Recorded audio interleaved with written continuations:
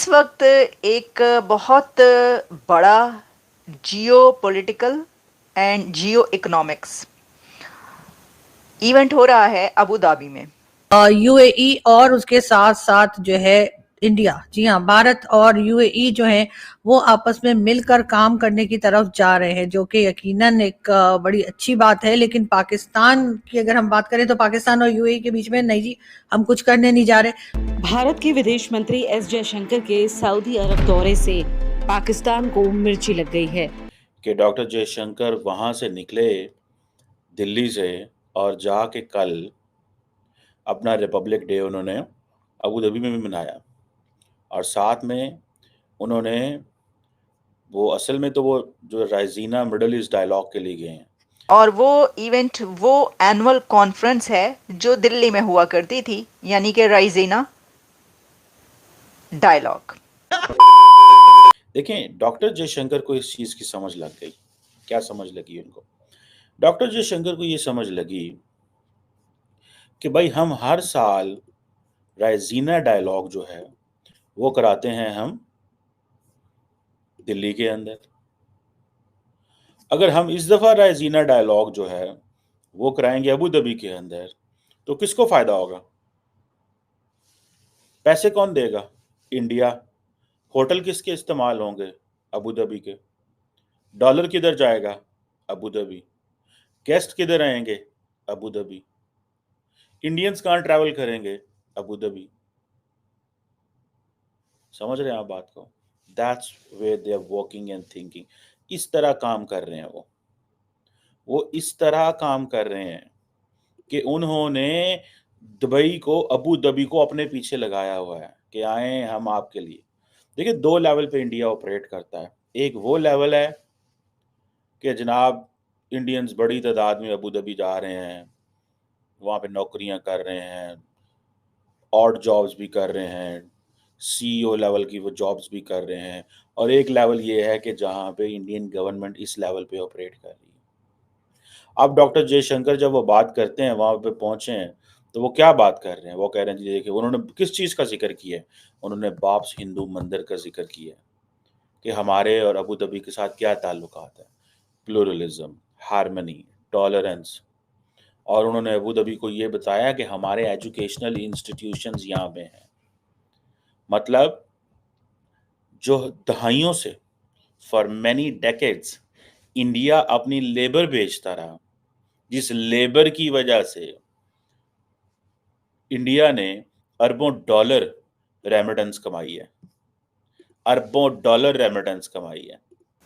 और दिल्ली में ये कॉन्फ्रेंस हर साल होती थी और इसमें बहुत सारे कंट्रीज से डिग्नेटरीज आते थे और उसमें शामिल होते थे। लेकिन आज, इस बार, इस साल राइजीना डायलॉग अबू धाबी में इसलिए हो रहा है क्योंकि इंडिया में कुंभ का मेला जारी है। इंडिया में महाकुंभ हो रहा है। और महाकुंभ के बारे में इससे पहले हमने बात की थी। महाकुंभ में कितने करोड़ इंसान हिस्सा ले रहे हैं। तो इंडिया के जो होटल्स हैं वो सारे बुक्ड हैं, जगह नहीं है। पूरी दुनिया से डिग्नेटरीज और सेलिब्रिटीज़ महाकुंभ में हिस्सा लेने के लिए पहले ही पहुंचे हुए हैं, अभी और भी आ रहे हैं और ये अभी कई दिन तक जारी रहेगा। 144 साल के बाद जो इवेंट आया हो, जो फेस्टिवल आया हो महाकुंभ, और जिसमें 40 करोड़ लोग हिस्सा ले रहे हो, तो फिर उसके बाद आप सोच सकते हैं कि होटल्स में जगह कहाँ बचेगी इतना बड़ा डायलॉग करवाने के लिए। लेकिन भारत के लिए ये एक बहुत ही अच्छी अपॉर्चुनिटी निकली कि डॉक्टर जयशंकर अटेंड करें इंडोनेशिया के प्रेसिडेंट को दिया जाने वाला डिनर, और उसके बाद फ़ौरन निकल कर पहुँचे वो वहाँ पर। यानी डॉक्टर जयशंकर ने अपना रिपब्लिक डे सेलिब्रेट किया और फ़ौरन वो निकल के पहुँचे अबू धाबी, और वहाँ पर इस वक्त वो दुनिया भर के जो लीडर्स हैं उनसे मुलाकातें कर रहे हैं। सो उनको पता है कि हमने क्या करना है। Indians have become investors. Indian investors हैं, बड़े पैमाने पे इन्वेस्टर्स हैं, और उनको इस सारी चीज़ की समझ आ गई है कि अगर हमें अपना दुनिया में मौक़िफ़ देना है, अपने आप को आगे लेके चलना है, तो भाई ये सारा कुछ करना पड़ेगा। ये सारा कुछ करना पड़ेगा।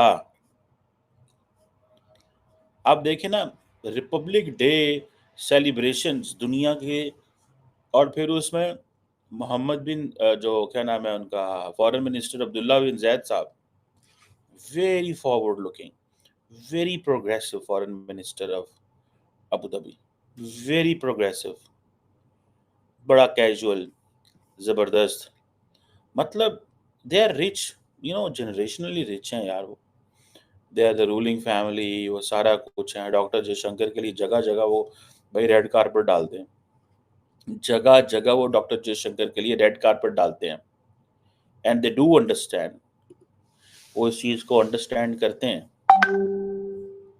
कि हमें क्या करना है, डॉक्टर जयशंकर को कैसे विन करना है।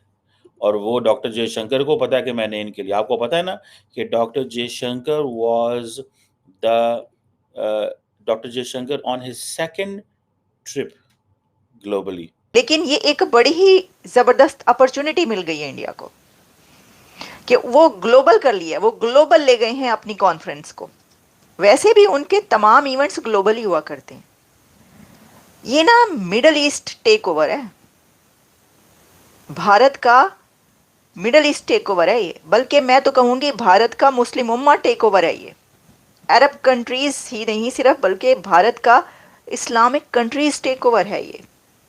आप देखिए, आप यानी देख लें, आप जितने भी इस्लामिक कंट्रीज़ हैं इस वक्त इंडिया के इन कंट्रीज़ के साथ कितने कमाल के ताल्लुकात हैं, कितने ज़बरदस्त रिलेशंस हैं। अबू धाबी में वो पूरी जो मिडल ईस्ट है उसके साथ मिल रहे हैं, उनके लीडर्स के साथ, अरब कंट्रीज़ के साथ। तो मैं देख रही थी कि आपको पता है ऐसे मौके पर मीम्स और इस तरह की चीज़ें आती रहती हैं। तो पाकिस्तान के व्हाट्सएप ग्रुप्स में एक मैसेज चल रहा था कि जो मोहम्मद बिन सलमान है उन्होंने $600 बिलियन अमेरिका के लिए फंड्स दे दिए हैं और वहाँ पर इन्वेस्ट करने के लिए कह दिया है। और अबू धाबी और जो यूएई है वो भी बिलियंस ऑफ डॉलर्स इन्वेस्ट कर रहा है अमेरिका में, जबकि पाकिस्तान में उन्होंने अजवा खजूरों का एक डब्बा भिजवाया, या पाकिस्तान में वो अजवा खजूरें भिजवा देते हैं, जबकि $600 बिलियन जो हैं वो इन्वेस्ट करते हैं अमेरिका में। और Saudi Arabia billions of dollars invest कर रहा है इंडिया में, UAE billions of dollars invest कर रहा है इंडिया में और अमेरिका में, और पाकिस्तान में अजवा खजूरें भिजवा देते हैं हर रमज़ान में। तो देखिए, जो ये ऐसी बातें करें ना, ऐसी बात नहीं है। पाकिस्तान को जो बेल आउट करता है ना, आईएमएफ के पास जब जाते हैं और जब वो कहते हैं कि ज़रूरत है और इसके बगैर काम नहीं चलेगा, आप अपने दोस्त कंट्री से हमें एश्योरिटी लेकर दें, तो कौन करता है?